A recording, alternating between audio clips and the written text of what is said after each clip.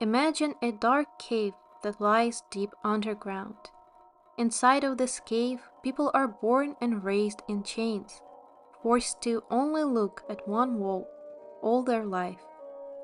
Far, far behind, a giant fire is blazing, casting shades of all sorts of free creatures that walk by it on that cave wall. All these people know their only truth lies in the moving shadows, until one of the prisoners escapes. In Plato's allegory of the cave, the readers witness a dialogue between Socrates and Plato's brother Glaucon. Socrates is painting a picture of the ascension of a human soul. As the escaped prisoner turns away from the wall, they are blinded by that fire behind them. As they are dragged out of the cave by their captors, they witness the brilliance of the stars and all the heavenly bodies. And then, finally, they stand before the sun, neither as reflected in water, nor as a phantom image in some other place, but in its own place as it really is. Elden Ring inherited many of its philosophical concepts from Software's earlier creations, and the idea of the innate congenital darkness of humankind is reflected in this game's world-building as well. A while ago I teamed up with Godwyn, as we decided to work together on researching the union of night and flame. Each of us worked on their own video essay and explored different philosophical meanings and real-life cultural connections behind the game's concepts. And so I invite you today to discuss darkness and what comes out of it, because night is only one of the manifestations of this most primeval condition. The cosmology of the world of Dark Souls is revealed to the player from the first seconds of the gameplay. We learn about the raw state of the world shrouded in fog, the land of grey crags, arch trees, and everlasting dragons. We hear about the fire that divided life and death, light and dark, and about those who came from the dark to abolish the rule of the dragons and create the new age. That first fire did not come from the skies but from the land itself, born deep within it. To understand its origin, we need to look into the process of the formation of a planet. From a young star surrounded by gas and dust of a nebula, to an unstable protoplanet, and finally, a lifeless body of rock with a burning core inside. As the time goes by, and by time I mean millions of years unfathomable to a human mind, the heat and convection currents in the planet's mantle cause its crust to break and move, in the process known as tectonics, creating earthquakes and volcanoes. Our ancestors believed that volcanoes come from the flames burning deep within the earth, and so the tectonic belt where most volcanoes are located on our home planet is still called the Ring of Fire.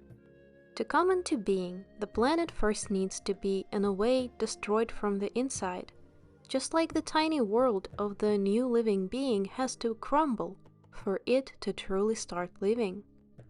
The bird fights its way out of the egg. The egg is the world. Who would be born must first destroy the world.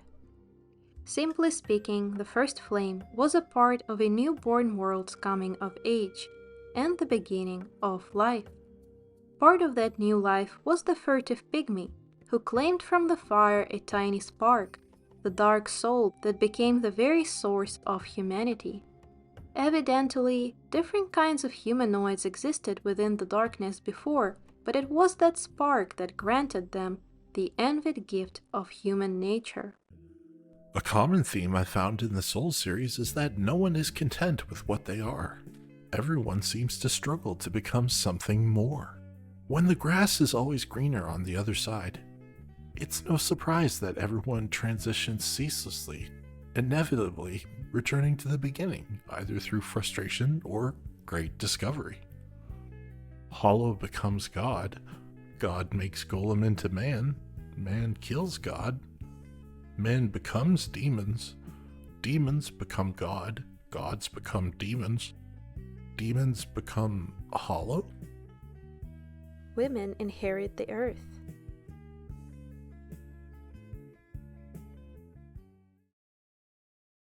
Y'all, Angie is a certified chef with 5 Michelin stars. So if you like your lore well done, I highly suggest you check out his video from this collaboration. So what about Elden Ring? Is there a creation myth, a story about their origin that humans who inhabit the lands between believe in?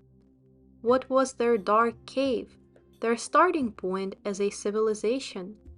Deep in the underground tunnels lay the remains of an ancient city, its ruling dynasty forgotten, its abandoned homes and temples repurposed by the Lord of Blood and his followers. The old culture is among the oldest surviving in the lands between because it was designed to clearly signal this to the player. From the unique classical architecture, so distinct from Gothic castles and cathedrals of the Northerners, medieval Tudor and Romanesque southern settlements, or the Renaissance of the capital, to little hints like the infamous Babylonian map of the world or the obelisks in ancestral woods, and even the name All itself. It all was carefully crafted to say one thing: this is the ancient history of the lands between. And I made no mistake when I called this culture surviving, because the priests of these ancient temples, the claymen, still wander in search for the signs from their oracles. Myths that tell us about the creation of life from clay or soil or dust are among the earliest in recorded human history. The Epic of Gilgamesh, the Book of Genesis, the ancient Egyptian mythology, all mention that the first human was made that way. When it comes to the fantasy world of the lands between, I find the ancient Greek myth about Prometheus the most likely to be its prototype. Prometheus, whose name can be translated as the person who knows before, a wise man or an oracle some may say, was one of the Titans, primordial gods who ruled the world during its golden age. After Titanomachy, he was one of the few Titans allowed to coexist with the new gods. He created the first humans from clay and stole for them the god's fire from Mount Olympus. Multiple skulls and skeletons of abnormally large giants are found in different regions of the lands between. This race appears distinct from the giants of the north and revered by some human cultures. The fire Prometheus stole for humans in the myth served as a symbol of wisdom, knowledge, and craftsmanship, and the forbidden flame that is hidden in the long-abandoned mountain tops used to be synonymous with the same concepts. The symbol of the giant's fire, forcefully forgotten by most due to the New Order's censorship, was appropriated by the newly established religion of the Earth Tree, becoming associated with its wise prophets, the Two Fingers. When it comes to the worship of the Earth Tree, and later the Golden Order, Elden Ring openly references the history of Christianity, as in its conquest of the world, it also consciously adopted local beliefs, rather manipulating the old narrative to its benefit than trying to erase it. And so, in the age of America the Eternal, when fire is a blasphemy and even a thought of it is considered a sin, the ancient lighthouses or the divine towers are occupied by the Two Fingers. The divine towers are similar in their structure to Roman lighthouses, for example, the Tower of Hercules in Spain that used to be called Farum Brigantum. Now that the golden light of the Earth Tree illuminates the lands between, and the fire of the lighthouses has been extinguished, the only remaining one, the fire in the sky, or Farum Azula, is beyond the Golden Order's reach. In the myth of Prometheus, in revenge for their fire being stolen, the gods created Pandora, the first human woman. You see, all the humans Prometheus created were men, just like all the claymen in the ruins of All appear to be males, perhaps in a similar manner, fashioned after their creator. Besides, according to Greek mythology, only the goddesses were female prior to Pandora's creation, and the first woman became their mortal copy. When the Olympic gods sent her to the human realm, they gave Pandora a jar of countless plagues that the curious girl opened, unleashing sickness and death on all mankind. For stealing the great boon for his creations, the titan Prometheus was chained to a rock, and an eagle was ordered to eat his liver every day, only for it to grow back at night. The remains of enormously large giants are found everywhere in the lands between, suggesting they did not perish in a war on the mountain tops, and one of them rests on the mountain cliff right under the forge. You know, the forge of the giants always seemed to me a little too big for the snow giants or the fire giant to use, but for the titans, as I will now refer to that cyclopian race, I think it is of an adequate size for a forge. The fire monks and the prelates guiding them, the people who worship and guard the ancient flame, wear a curious symbol on their robes. This symbol, reminiscent of the solar eclipse at the edge of time, connects the followers of the flame to Castle Sol, in the anticipation of the eclipse of their own. Its forlorn inhabitants are praying for the sun to surrender to the moon, the same moon that young Renala gazed upon. The guardians supposedly were appointed to watch over the flame of ruin after the war against the giants, but which ones exactly? These ones or these ones? As many people know, Queen Marika was not the first Elden god, and neither was her consort Godfrey the first Elden Lord in the lands between. So when we read the following words in the Fire Prelate's armor description, the weighty frames of the prelates symbolize the onus of their grave vows as guardians of the flame. Etch this sight upon thine breast of my thunderous gravity. It makes more sense that the guardians of the giant's flame were not appointed by the last royal family of Leyndell, as to my knowledge Marika or her boyfriend at the time who were warring against the giants were not famous for any gravitational powers, if that is what the description implies. The ancient meteoritic or greatsword found in the ruined forge of Starfall Past tells us that this massive weapon used to be just an arrowhead and a part of the old god's arsenal. And the harpoons of the Claymen, minions of some ancient dynasty, were also crafted using meteorite. In his recent interview, Hidetaka Miyazaki was asked, what other ways might players enjoy the game outside of combat? One thing I love doing in any game I direct is leaving fragments of lore and world-building details, allowing the player the fun of using their imagination to make connections.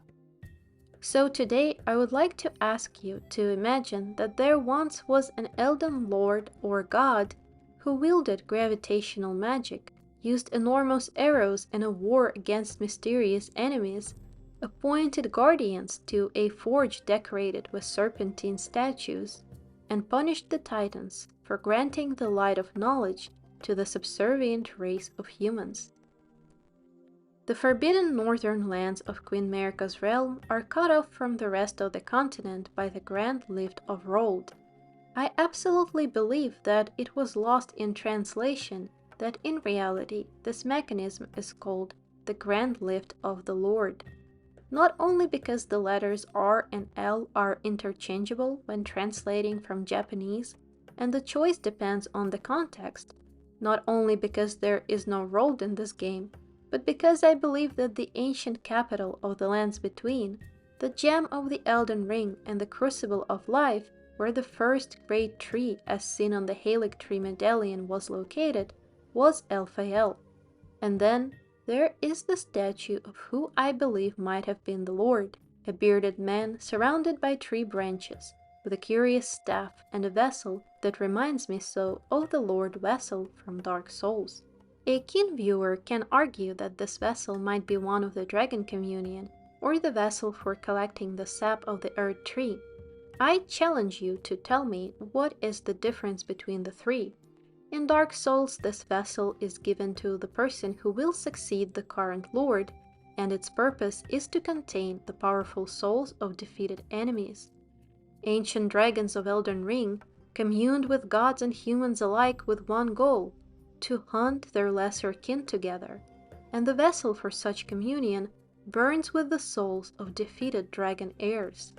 The ceremonial bowls that once were used to gather the blessing of the ancient trees in reality contained the product of what was a mass sacrifice of the strongest of warriors, and as we can guess from the description of the knight cavalry, not all of these sacrifices were volunteer.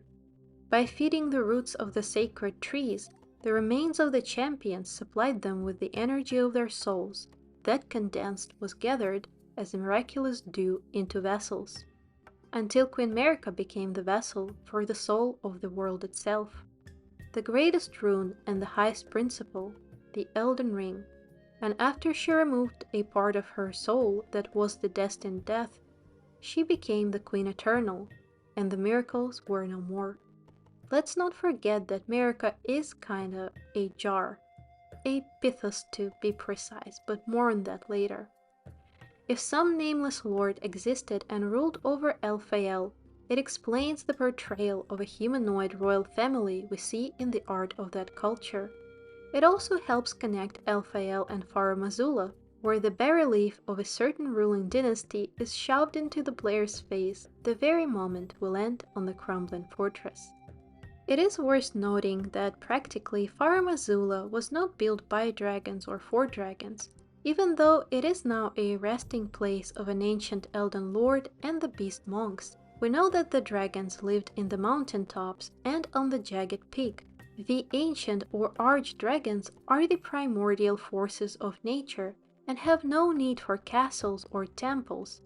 In fact, the largest part of the structure consists of what appears to be a Zoroastrian Tower of Silence.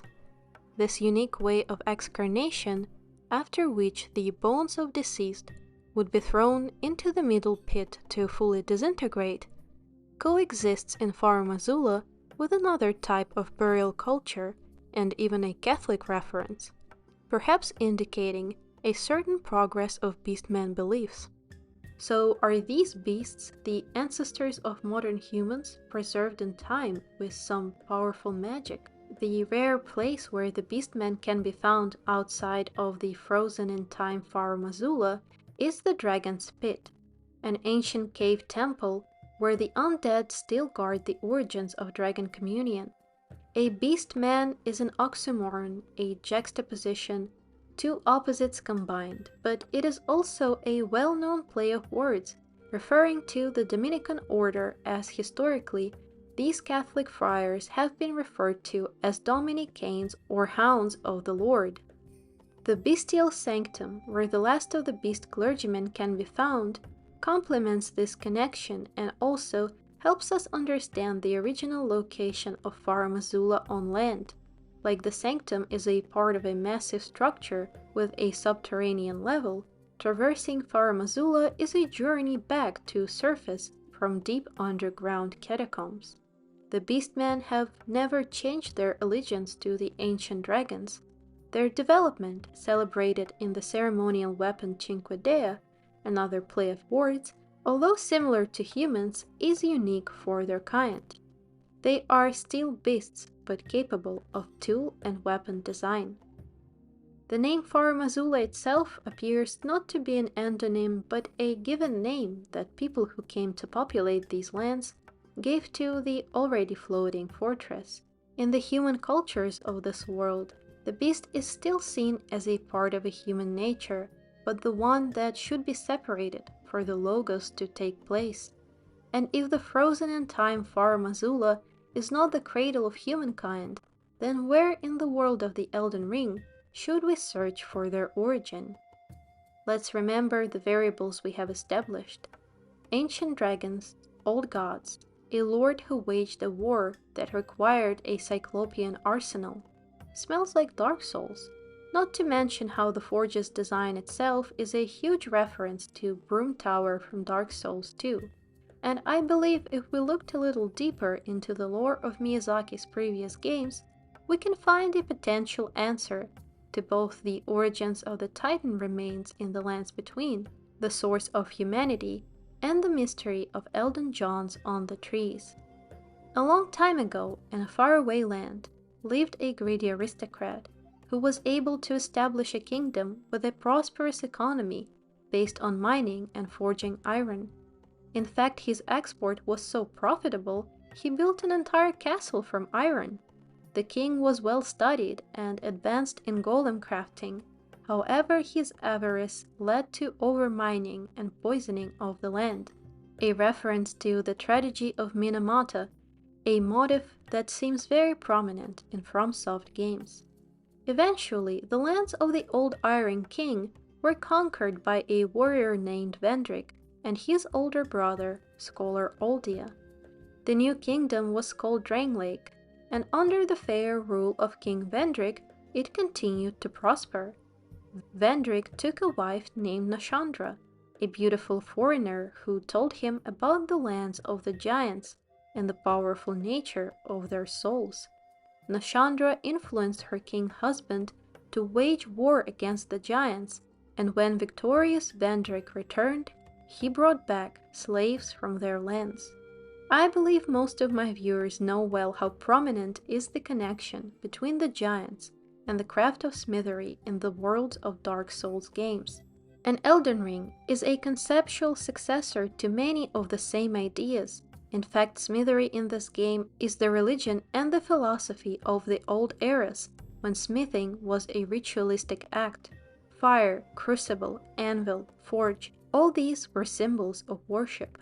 We know that in the age of the crucible, all sorts of beasts and creatures were inhabiting these lands.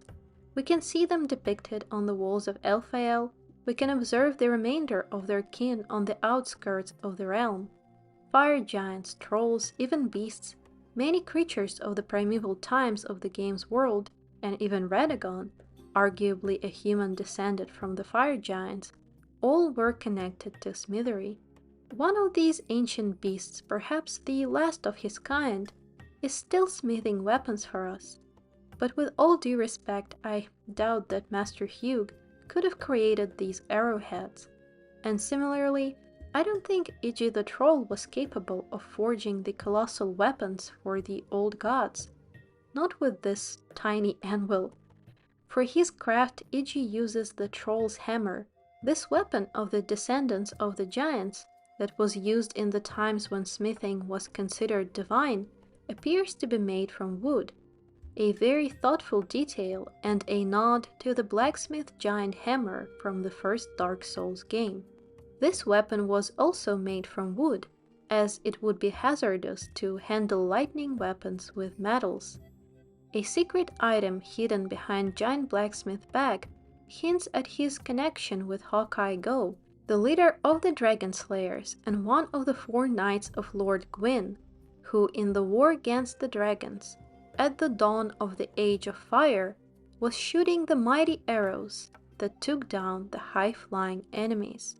Similarly to Lord Gwyn, the nameless Lord of Elphael most likely used the manpower of Titans to work on his arsenal using the giant forge, and the story of King Vendrick suggests the origin of these Titans. They were captives from faraway lands, which is why we don't see any signs of their own culture in America's realm. Metallurgy is one of the oldest crafts known to humankind. Gold, silver, copper, meteoritic ore are the earliest materials used in metalworking. It is the divine forge of the god of fire and smithery Hephaestus that Prometheus stole the fire from for his creations, the sacred hearth of Mount Olympus. Through this fire, humans learned how to cook food, create tools, form their houses. In ancient Greek legends, the one-eyed Cyclopes were master smiths who forged the lightning for Zeus, the king of gods. But Titans were also captives, the last ones of their kind who were allowed to live after the coup d'etat that was Titanomachy. The mythological Titans are the most ancient creatures and embody the principles of the world. And in the Dark Souls universe, the giants are also an elementary form of life. They come from the trees. When the giants fell, they grew into great trees. Death is not the end, for anything that has ever once lived remains a part of a great cycle of regeneration. The first flame, the transposing kiln, the crucible of life. If we propose an axiom, that there exists a place that is the origin of all the spiritual matter in the world, then it is true that the physical properties of souls or runes of different creatures can be quantified in one measurement system, and so the rune of a human or a soul of a dragon can be measured on a unified scale, since they are made of the same material and only differ in proportion. Which begs a philosophical question: how much of yourself is in your soul? And also ties the writing behind Miyazaki's creations to another concept popularized by Plato's Republic, metempsychosis, or the transmigration of a soul. The belief that can be found in different religions of the world, that there is a limited amount of souls in this world and they are reincarnated after the death of the body. Particularly in the Elden Ring, I believe we see the interpretation of Schopenhauer's spell in Genesis, a more narrow term related to the same concept, the idea that the will of a particular soul never dies but is carried over to the next host. The dark soul, the darkness of the abyss where the real humanity comes from, is not literal but a metaphor for our inability to comprehend the phenomena of our existence, or in the words of Schopenhauer, an existence of yourself after the destruction of your body is not possibly conceivable to you, but can it be more inconceivable to you that are your present existence and the way you have attained to it?